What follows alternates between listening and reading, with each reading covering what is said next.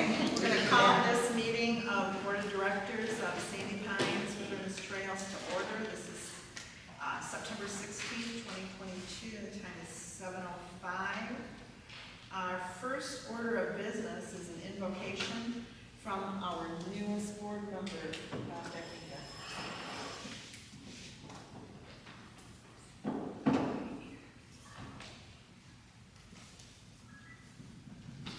Shall we pray? Our most gracious Heavenly Father, please grace today's meetings with respectful dialogue. Keep our thoughts and words and ideas on how to best lead Sandy Pines into the next 50 years. Sandy Pines is a unique entity that provides many positive memories for our children, grandchildren, and friends. Protect our members and employees over the winter months, and may we all return in the spring with renewed energy and recharged batteries for our lives, and especially our golf carts. May the peace that passes all understanding reach each and every one of us as members here. In Jesus' name we pray. Amen. Amen. Now we're going to stand for the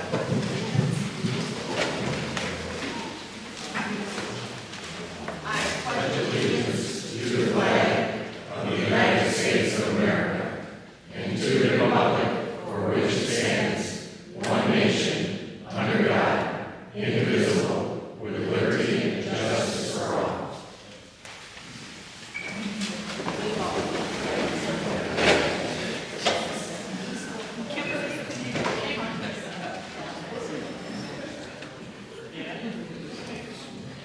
Alan Carpenter. Here. Bob Deckinger. Here. Jimmy Hager. Here. Kelly Johnson. Here. Larry Munger. Here. Paul Heppo. Stephanie Supania. Here. And Scott Wyman. Here. 7 present. Thank you. Our next order of business is to welcome the new and returning board members. It seems kind of strange because it's actually the beginning of the season is not the beginning of our year. This is technically our first meeting after having an election. We had 3 duly elected board of directors: Paul Heppel, Bob Deckinger, and myself, Alan Carpenter. I want to thank you for your support. However, we only had 3 candidates. I'll discuss that a little later when we talk about the board vacancy. We really need more people to run for this office. Our next order of business is to deal with the executive committee members and what we do. Out of the board of directors, we have 4 executive committee positions: the chairperson, the vice chair, the secretary, and the treasurer. And we usually have an election. This year we have everybody's unopposed, but we'll go through them one at a time. Chairman Alan Carpenter was the only nominee. I'll entertain a motion to confirm that nomination. So moved. Second. All those in favor of the motion, say aye. Aye. Opposed, same sign. Motion carries. Our nominee for vice chair was Kelly Johnson. I'll entertain a motion to confirm that nomination. Second. All those in favor signify by saying aye. Aye. Opposed, same sign. Our nominee for treasurer is Jimmy Hager. I'll entertain a motion to confirm that nomination. So moved. Supported. All those in favor signify by saying aye. Aye. Opposed, same sign. Our nominee for secretary was Paul Heppel. I'll entertain a motion to confirm that nomination. So moved. Supported. Second. All those in favor of the motion signify by saying aye. Aye. Opposed, same sign. Motion's carried. Thank you. Our next order of business is the board of directors vacancy. We had a vacancy because Jim Huck recently sold, and our bylaws say that we should deal with those vacancies at the next meeting. And we discussed a couple of options. One was to appoint somebody that would be confirmed by a majority vote, which is what we plan to do. We also could have taken the next person on the ballot that didn't get enough votes and wasn't duly elected. But because we only had 3 candidates for 3 positions, we didn't have that. So here we are. I want to say we had a lot of really good response to this request. We had some amazing resumes, some amazing people. I feel bad because I don't know these people, and I really want to know these people. I think we're looking at people who would be excellent on committees, and I really hope that some of these people, if not all of them, take the time next year to get a petition, get it signed, get your name on the ballot, and get your name out there. I thank everybody who submitted their name and their information. So at this time, I'm going to read the names of the nominees, the ones that we looked at that qualify.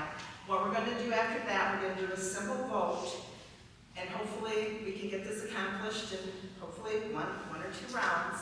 We're going to each vote for the person, the nominee of our choice. The 2 people that are remote have already voted by email, secret ballot to Kimberly. So we'll vote, and we'll read that vote, and we'll go from there. The people who, if there's not a majority, we will have to go to a second round, but we'll drop off the people who did not get any votes. Hopefully we can accomplish this quickly. But I do want to really encourage anybody who sent in their name to not be discouraged, but to volunteer and reach out to board members so that we can get to know you better, get your petitions in next year, run for this office. We really do need a lot of people, and there's a lot of good names, good resumes. So the names that we have, and I'd like you to stand if you're present, and please correct me on my pronunciation of your name. I'm not great with some of these names, and I really want to make sure I get everybody's name correct. Pat Dozema. It's close. Okay, thank you. Brandon Girardi. Joel Van Kalker. Bob Powers. Sue Van Dyke. Bob Spayman. Hey, I get 1 point. Dave Harness. Jeff Crosland. Joy Haybauer. Highborn. Thank you. Craig Van Beek. Brian Wensauer. Kevin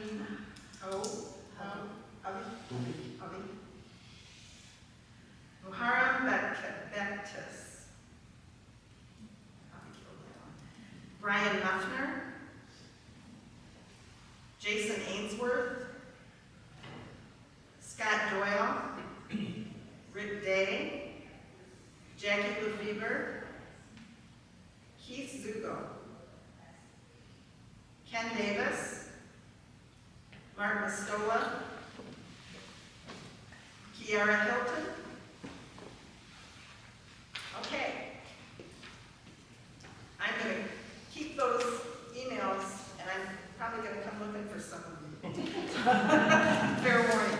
So now at this time, the directors will each take a piece of paper and write the name of the person of their choice, and we will pass them, fold them up, pass them to Kimberly, and she will read them, and we'll see where we're at and prepare for round 2 if necessary.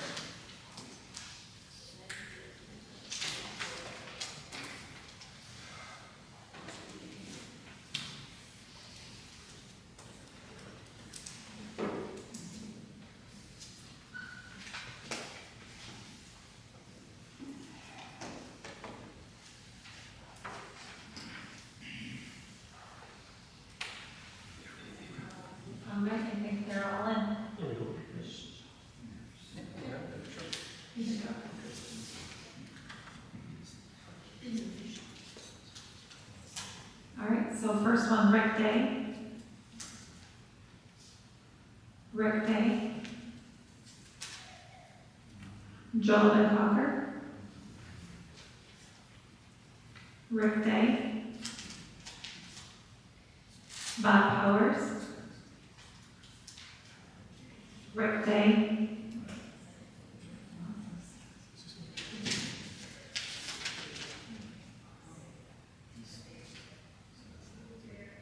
Rick Day.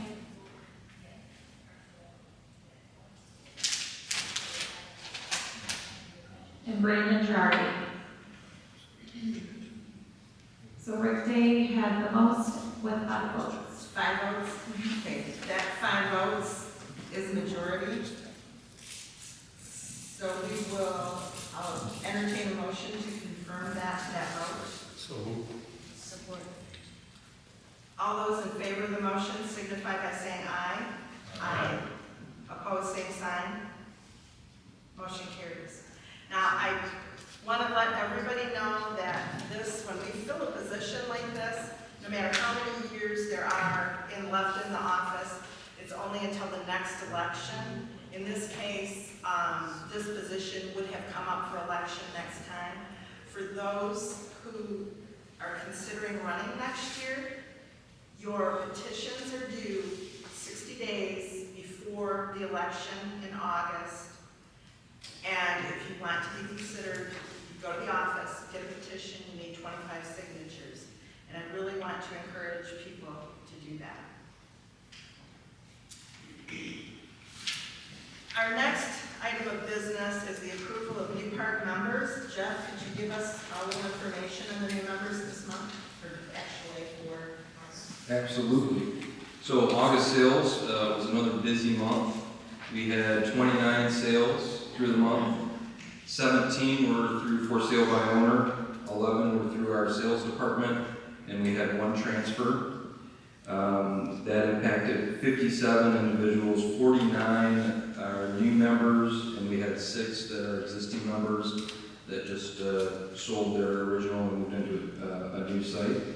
The breakout for the age brackets, we had 2 individuals that were in their 20s, 3 that were in their 30s, 4 that were in their 40s, 17 that were in their 50s, 17 that were in their 60s, and 6 that were in their 70s. And that's the breakout for August sales. Okay, thank you.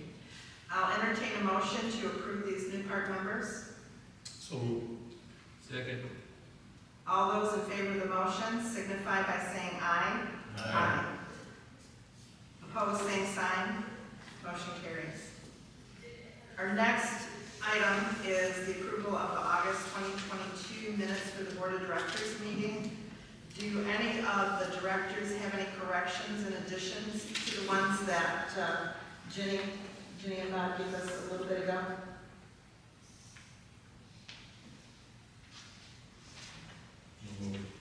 I'll entertain. Well, let me. No. All those I was waiting for somebody to have another correction. All those in favor of the motion, please signify by saying aye. Aye. Opposed, same sign. Motion carries. Our next item is report on the finances. Ginny is our treasurer and chair of the finance committee. Ginny, could you give us a little update from your perspective? Sure.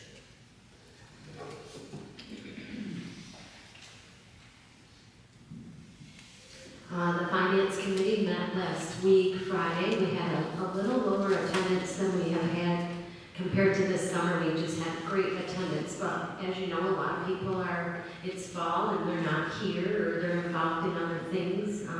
We have a school teacher on our board, so clearly she's at school. So we did meet on Friday and we did have a quorum, which is good. And we had some discussion regarding the finances for August. We did talk about the golf course again. We are bringing that up frequently and looking at the financials and discussing because we have an assessment on that and eventually that assessment will run out. So we talk about, what's that gonna look like if we go for another vote, and so we have a lot of good discussion and looking at numbers and what that's gonna look like with the golf course. So be prepared to hear more about that in the coming, for sure next summer, we'll be discussing that some more. But yes, all the financial statements for the Sandy Pines and the golf course were approved. We do go over the check distributions and, we look at every check that's written. So we didn't have anything that was alarming or out of order. Everything looked great, and I think the park and the golf course are in great shape. Thank you. Kimberly, could you give us a summary of your comments for the Sandy Pines Wilderness Trails financial statements for August of 2022? As of August 2022, for Sandy Pines Wilderness Trails, on the financial statements, cash is up $1.3 million compared to our prior year. This was relevant to the receipt of the federal funds on the last FEMA project for this North Shore building. We did recognize that the Charles Schwab has dropped $200,000 since last year in the value. This is just due to what we are seeing in the current market all the way around. Overall total net income is down, therefore $359,656 in compared to prior year. The non-cash areas that are affecting this decrease is the depreciation, which is $93,000 over prior year. And that's just attributable to the infrastructure within the park, but again, that's a non-cash area affecting that decrease. Unrealized loss on the investment, as mentioned above, the Charles Schwab was the largest factor of that net income drop, which was equal to $225,000 on an unrealized loss. Property tax also increased $45,000 and has been adjusted and updated for next year's budget. The total gross income for Sandy Pines, however, is up $450,000 and is within the $65,000 of our total year-end budget. The cost of goods sold, we noticed, is $80,000 over our prior year and $130,000 over the current budget, and this is due to inflation markers that we're noticing. Specifically, it is attributable to the inflation and will be adjusted appropriately when we do our final inventory evaluations at year end. Our total expense, operational expense, is $500,000 over our prior year, but it is still $850,000 within the final September fiscal year end budget. The inflation on our operational expense is also affecting this total expense, and specifically with the costs that we're noticing with supplies, materials, and we've really been hit with the gasoline expense increases. Department-wide, you can see individually each department's detail within the financials that will be posted on the Sandy Pines website, which will give you that full detail.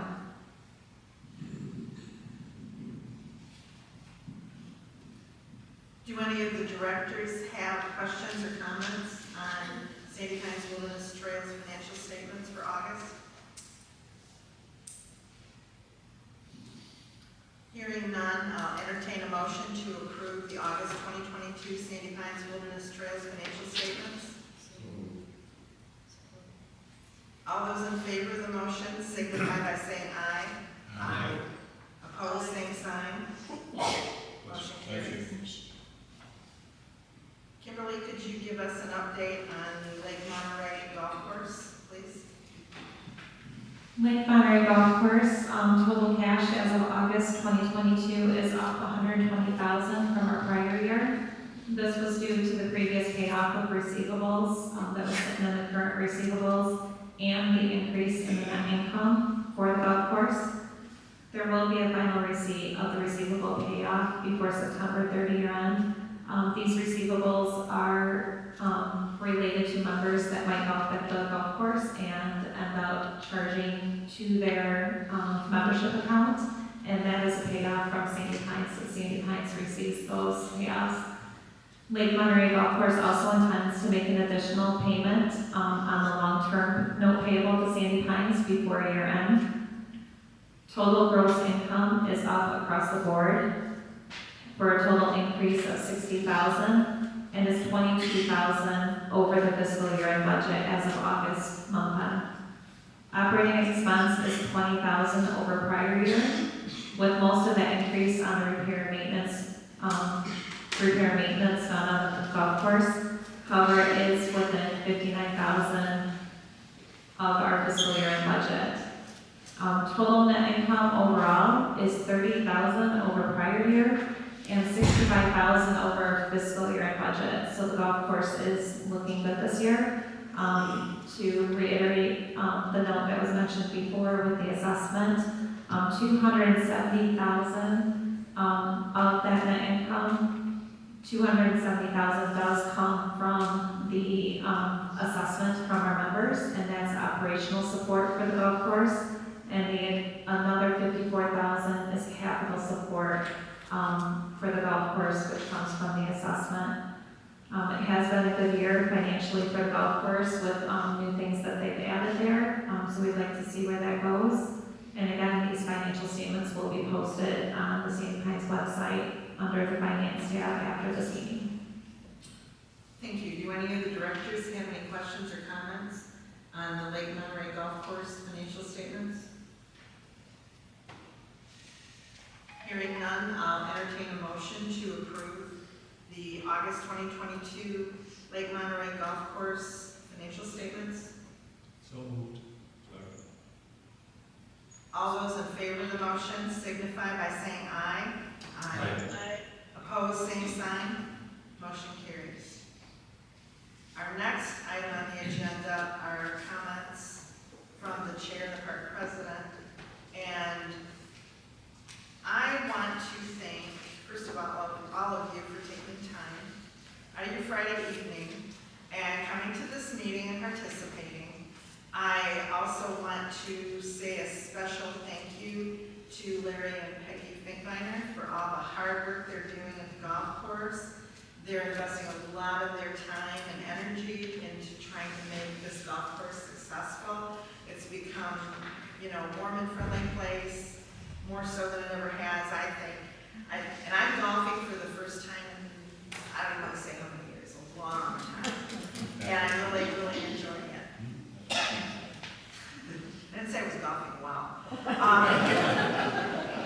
I also want to thank all my fellow board of directors members for the time that they give to the park, their dedication and all their hard work. This isn't an easy job. Sometimes we can be the focus of unpleasant attention, and you just have to keep facing forward and doing what you think is right, and I appreciate the people that I work with. I also want to, hammer on, please volunteer to be on a committee. I know, just seeing these people that sent in, their resumes. We have so much talent here.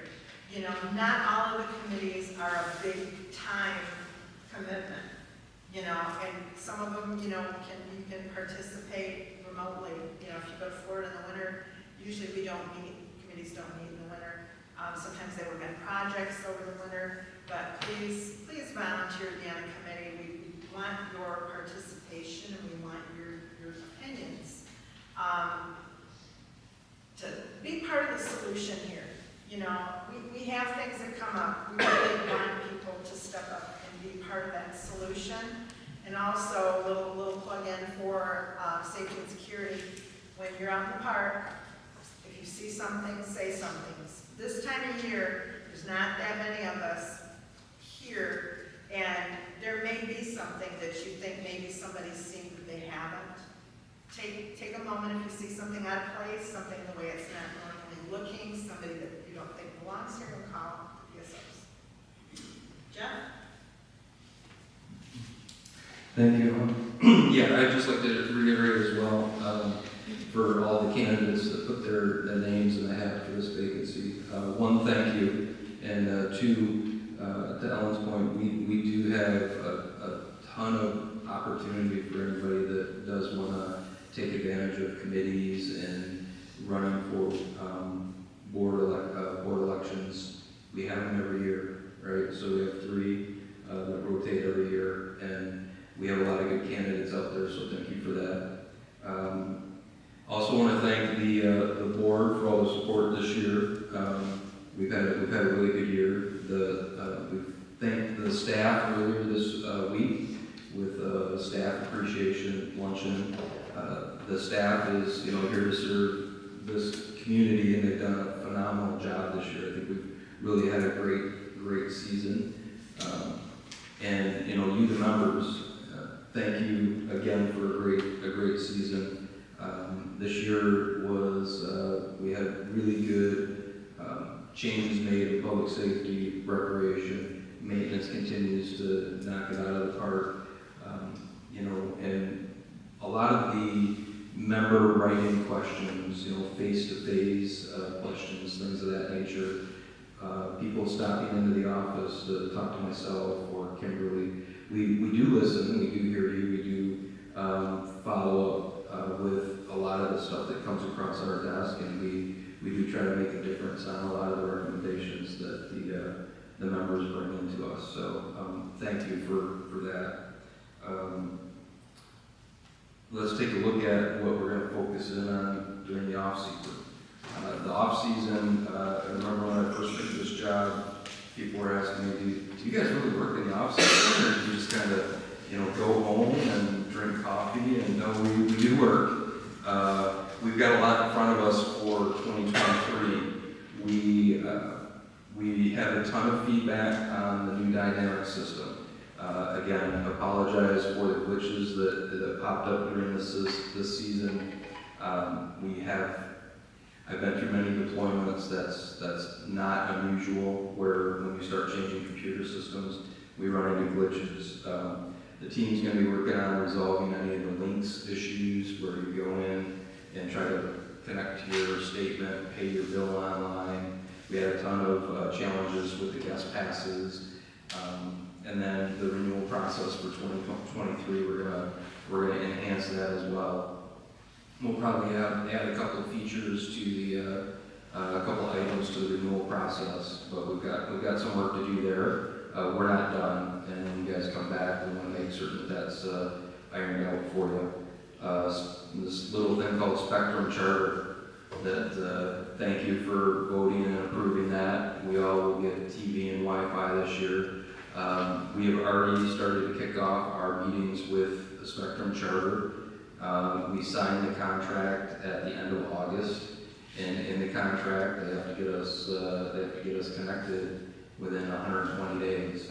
So the clock is ticking on them, and we actually had a site visit with their construction crew and their operations crew Wednesday.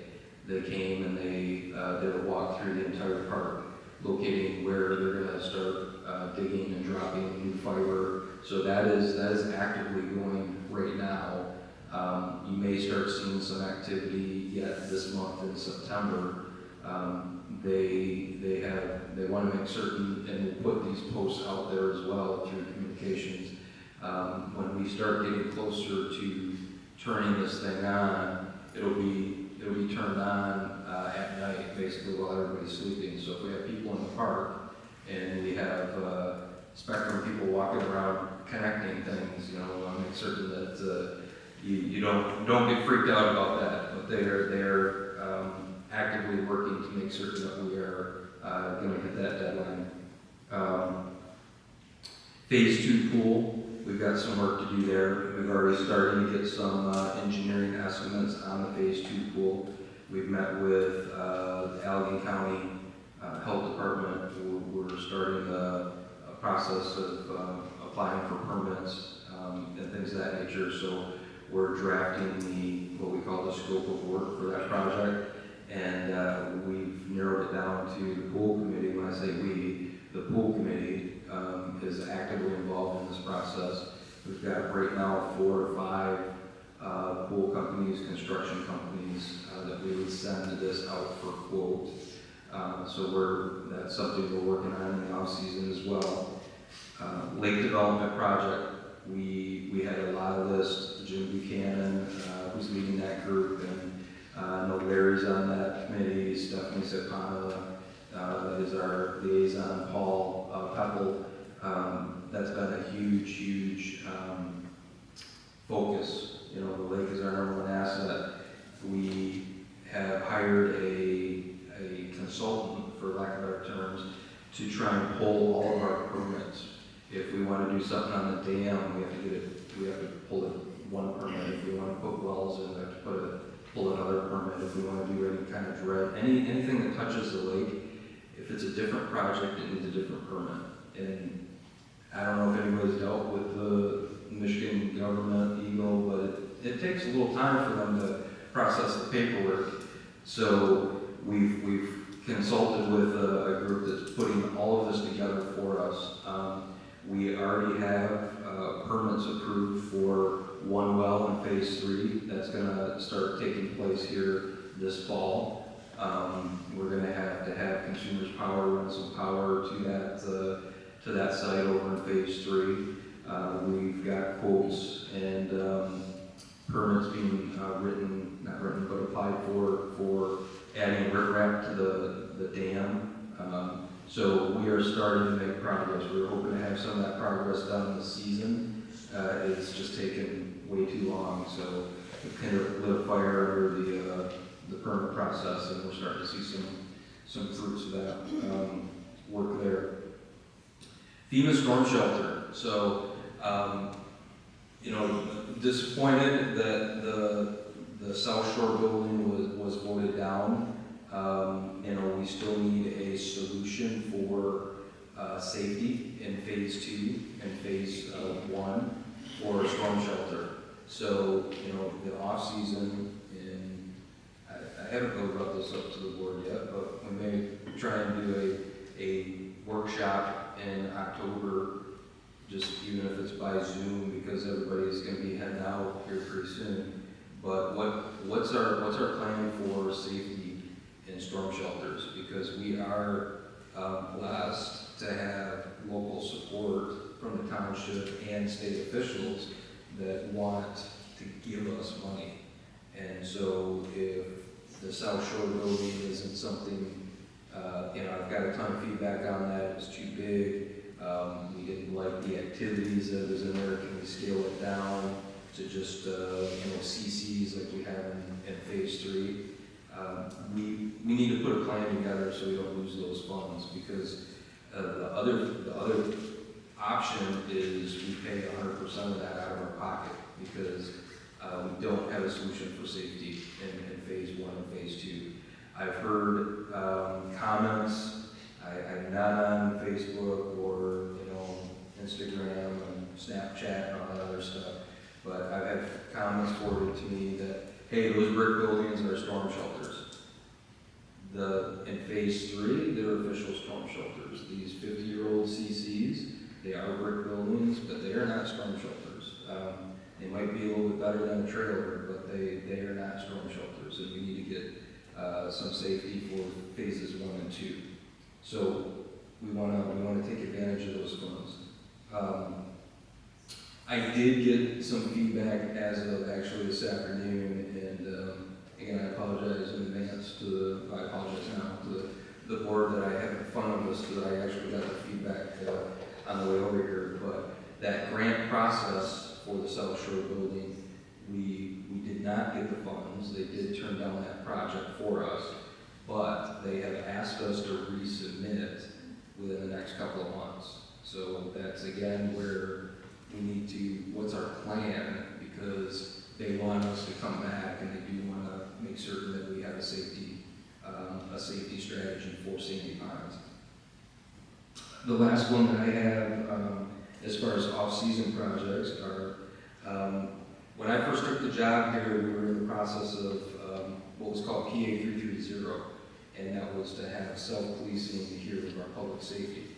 I know that was controversial, and in order to actually make that happen, we need a brand new public safety office with its own holding cells and things of that nature. You know, again, sitting down with the board, sitting down with local officials, that's not Sandy Pines. But we do have, you know, we had a shooting out here outside of phase 3. We have had some close calls in the past. So we'll be working with public safety on a firearm policy and get some training for our public safety officers to make certain that we find a middle ground where we will have some public safety officers by the time you arrive next spring, trained and caring to protect not only our public safety officers, because they did show up to that scene at that shooting out here, you know, and actually helped with the scene there. So they do get pulled into some of these things. Many of you probably aren't aware of that, but we need them protected and we need our members protected in case somebody does come into the park. So we're not going to go all the way to PA 330. We are going to make certain that we have our staff and our members protected. So those are the off-season projects that we have. And then one last update for you is the current status of the Outback. So, as many of you have seen, there was a U-Haul that backed up to that store and restaurant Monday, Labor Day, and then Tuesday as well. So the park actually has been trying to work with those tenants since May 2019 as far as honoring their lease agreement, and the tenants have brought some things to the park at the time that they had some questions on and they wanted changed in the lease. You know, the park tried to reach a mutually beneficial solution with the tenants regarding those two areas. How do we enforce the lease? How do we try and give some of the things that we want? You know, they wanted flags flying out, they wanted their Outback sign. Technically in the lease, that was not acceptable. We tried to give them some of those things back, which we did. And as you know, the members may or may not know, the negotiation stalled in 2020. We tried working things out with the tenants.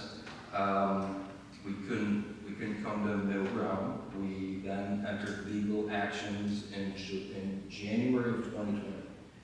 Started in May of 2019, here we are, September 2022. And the park had 3 claims against the Outback tenants, and we sought legal judgment against them to enforce our, do they owe money to Sandy Pines, and is the lease over April 30, 2022, because that's what it says in the lease. And then the third one that came up is we became the original contract holders from the previous owners, and there was money still owed to the previous owners. And so that's what Sandy Pines went to court on, those three claims. The court, excuse me, ruled in our favor that the lease was over April 30th, 2022. We got that judgment on August 25th.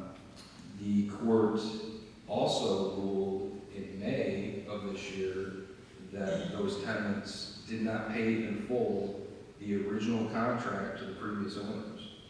So they owed money for that. And then the third one, we are still waiting for a judgment on, it should happen in October, that they owe us money under the lease. They owe Sandy Pines under the lease.